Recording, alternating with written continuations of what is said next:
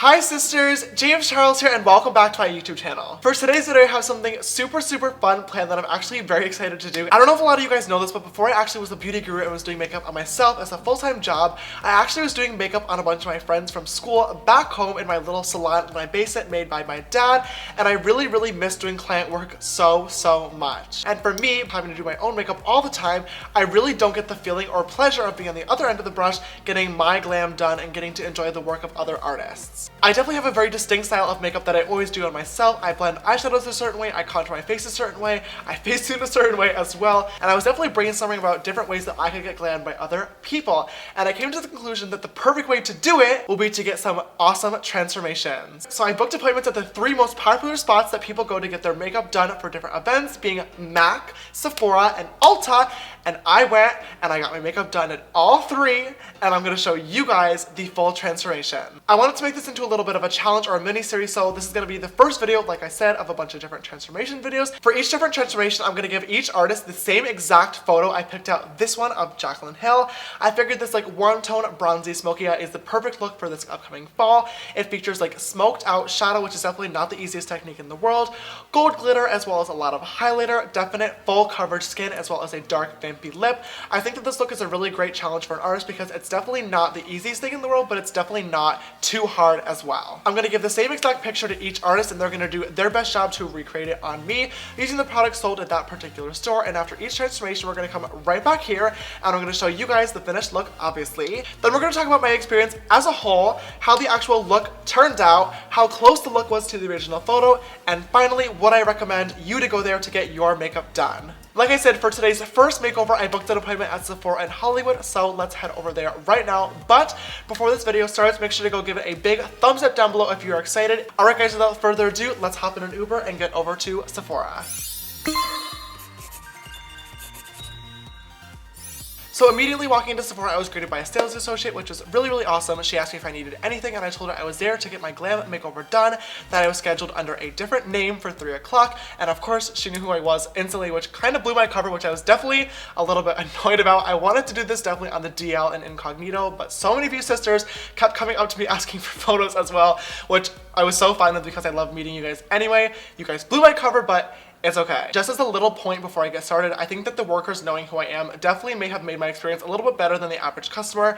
Obviously, I cannot speak for every Sephora employee or every Sephora store because everyone's gonna have a different experience, but at my particular visit, they were super kind and accommodating, and my actual artist didn't know who I was, so that was great. She treated me as a normal everyday customer, which was amazing, but that being said, the average Sephora makeover is 45 minutes, and I was there for almost 2 hours, so like I said, definitely probably got a little bit of a better treatment. I can't speak for everybody, but my experience overall was good. To get started on my makeover, the absolute first thing I did was show my artist a picture of the look that I wanted, being that Jaclyn Hill smoky eye, and she said, okay, great, let's do it. So that was awesome. She was not intimidated, she was not scared. She didn't try to talk me into something else, which was amazing because I know a lot of times artists do try to do that to do something easier.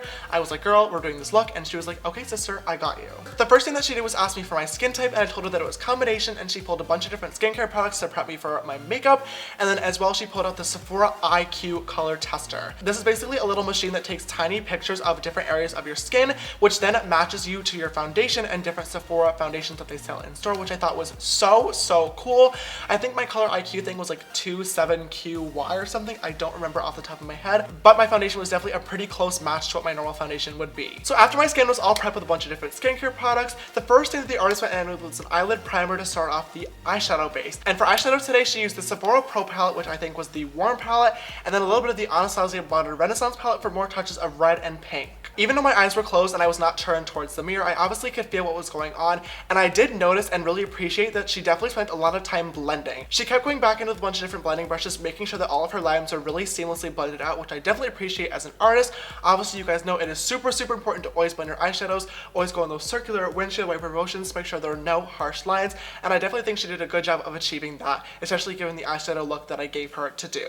Next, the artist went in and did my brows using the Anastasia Brow Definer and then set all the hairs in place using using the Benefit Cosmetics 24-Hour Brow Setter. Once the brows were all slayed and in place, her next step was going to be the base, and for today's foundation she used the Bare Minerals Performance Wear Liquid Foundation. Now as you guys know, my holy grails are the Makeup Forever Ultra HD Stick, Too Faced Born This Way, and recently the Giorgio Armani Luminous Silk, all of which are sold at Sephora, and Bare Minerals would definitely not be the first brand that I would run to when it comes to foundation, but I did not say anything. I was super careful to keep my opinions to myself the entire time.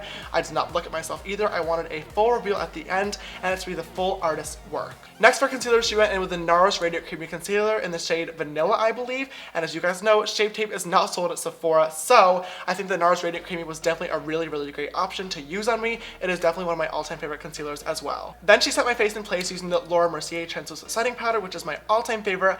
I was definitely really glad about this because y'all know Flashback is my middle name, so I definitely did not want to have a powder that I did not like, and I was very happy to see her using this one on me, and I think it worked as normal perfectly fine. Next up, she went in and bronzed my face using a big fluffy brush, which obviously I love, and she went into the Hourglass bronzer, which I was definitely a little bit surprised about, being that Benefit Hoola bronzer is the #1 best-selling bronzer in Sephora, I believe. Don't quote me on that, but I think regardless, it's my #1 favorite, so I was definitely a little bit disappointed to see her not using that. The Hourglass one was definitely an interesting choice. I actually did not even know they even had bronzers. I just know about their highlighters, which are really bomb. So once again, did not say anything, just let her do her thing. Then she went in with the highlight, and at this point, I definitely could tell she was a fan of beauty gurus because after I showed her the picture of Jaclyn Hill in the beginning, for highlighter, she pulled out this Champagne Pop, which is Jaclyn's collaboration with Becca Cosmetics. So I was super excited to see this one being used on me.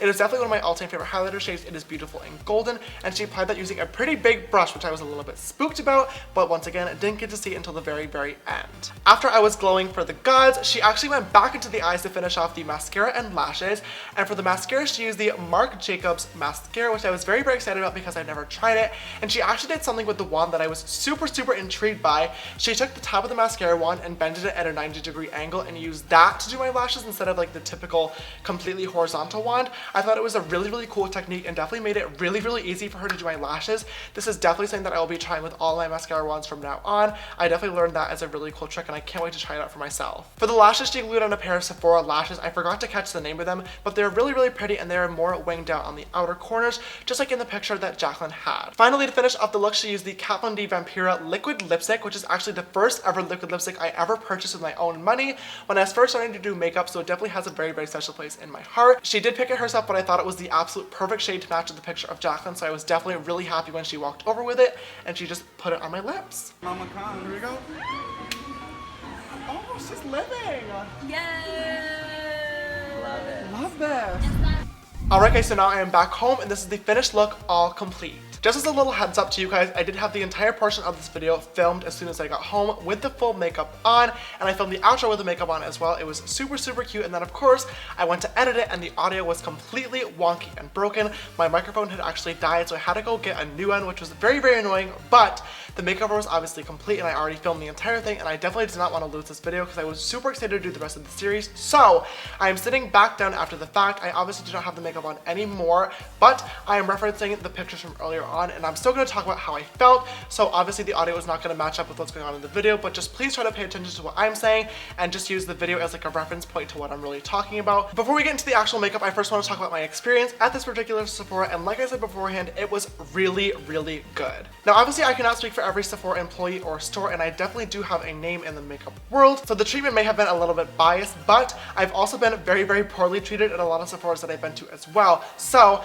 I do think that this particular Sephora did a really great job of customer service. Like I said, when I walked in, they were very helpful. They wanted to get me help as soon as possible to get me what I needed, and they sat me right down for my appointment. My girl was on time and she was ready to slay my face. All that being said, a Sephora makeover is supposed to take only 45 minutes, and mine did take almost up to 2 hours, but there was not many other people in the store getting their makeup done, so that might be a reason why. And also, I'm sure that the artist was making sure that she did a really great job, which I very much appreciated. Let's go ahead and pull a mirror in super close and actually talk about the makeup. So let's go in with the same order that she applied it in, starting off with the eyes. I think after looking at everything, the eyes are probably my favorite part of this entire look. Like I said beforehand, she definitely spent a lot of time on the eyeshadow, probably the most time out of anything in this makeup look, and she kept going back into the different blending brushes to make sure that everything was seamlessly blended together, which I very much appreciated. and I think that the shadow is pretty accurate to the original picture that Jaclyn Hill posted. Also, the liner is applied very evenly. The line is nice and straight and even throughout, which I love. There's nothing worse than a wonky liner, and the lashes are glued on very comfortably. I cannot feel them, which is the best. If there's one thing that I would change about this look if I was doing it on myself, I wish she would have used a different shade of gold for the actual lid. I feel like the shade that Jaclyn used on her original picture was a lot more glittery and much more champagne-y toned, whereas this gold shadow was definitely a little bit more yellow and more satin shade. I wish she would have used one of like the Stila liquid metals, like you guys know I love, or an actual gold glitter on top. But she did just use a palette, and I think it still turned out equally as beautiful. The next step being the brows, I actually really like the way she did them. They looked nice and light and fluffy, which I love, a good feathered brow moment. I like the color she used in the Anastasia brow definer. If anything, I wish she would have defined the brow tail a little bit more, but I'm definitely not mad at them. The next step was obviously going to be the base, which was the foundation, and like I said, the Bare Minerals foundation would definitely not be my first choice when it comes to a Sephora foundation picking, but like I said, it wasn't going to say anything. After looking at it in the mirror, I don't think it's that bad. I think that she definitely did a really great job of using the foundation to its fullest potential. She did a really great job of making sure that it was even all throughout my skin. I definitely don't see any patchiness or anything, but I will say that it definitely is creasing a little bit, especially around my smile lines, like foundations normally do, but this one is pretty bad. And as well, it's definitely not the most flattering on my pores. I don't think she did a bad job, but I definitely would not be choosing this foundation again. Next is the concealer, and like I said, we used the Nars Radiant Creamy Concealer, and this is one of my all-time favorites. I have no complaints with this. I really liked how it made my under eyes look and feel. Next was bronzing and contouring, and I think that this is probably my least favorite part of this look. Like I said, she used the Hourglass bronzer, and I feel that this bronzer is just a little bit too orange for my skin tone. In the picture that Jaclyn posted, she definitely doesn't have actually too much of a defined contour going on. It's definitely a lot softer, and I felt as though the bronzing contour today was definitely really pigmented, which I normally do love, but it didn't really match that well with the photo, and I felt as though the bronzer she used was a little bit too orangey toned. I wish it was definitely a little bit more cool toned to kind of sculpt the face rather than just bronze. And as well, she did not contour my nose, which I was really spooked about when I looked in the mirror. You guys know that my nose is probably my biggest insecurity, and I really love to make it nice and snatched, so to see no contour on it was definitely a little bit spooky. As for the highlight, major props to this artist for knowing different people in the makeup industry and knowing about beauty influencer collabs. I thought it was so clever when she pulled out Champagne Pop after showing a picture with Jaclyn, and like I said, it is a beautiful highlighter shade. The highlighter is applied in all the right places, being the brow bone, the inner corner, the tip of the nose, and on the cheekbones, but it's definitely a little bit of a subtle glow. There's absolutely nothing wrong with that, and it is definitely a really beautiful look on my skin tone, but I do wish she would have applied a little bit more, but that's just personal preference. Last but finally not least, we finish off the look with the lips, and like I said, we used the Kat Von D liquid lipstick in the shade Vampira. As to the actual shape of the lips, I think she did a really good job. My lips are actually uneven, and one side is a little bit bigger, so I thought she did a really great job of making sure that the two sides were even, and the lines were very defined, which I love. I cannot stand a blurry and messy lip line. Even though the actual shape was great, the one thing I did notice about the lips is that the product was a little bit streaky.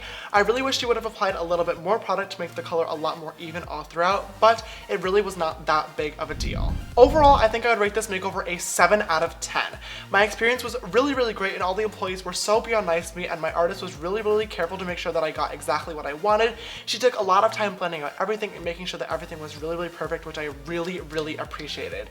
It's super important that you have an artist that really cares about you and your vision as a client and isn't just gonna get it done just to get it done and to get that paycheck, so major respect to her. Overall, I really liked a lot of different things that she did with my makeup today, and definitely picked up on a few new techniques that I definitely will be trying.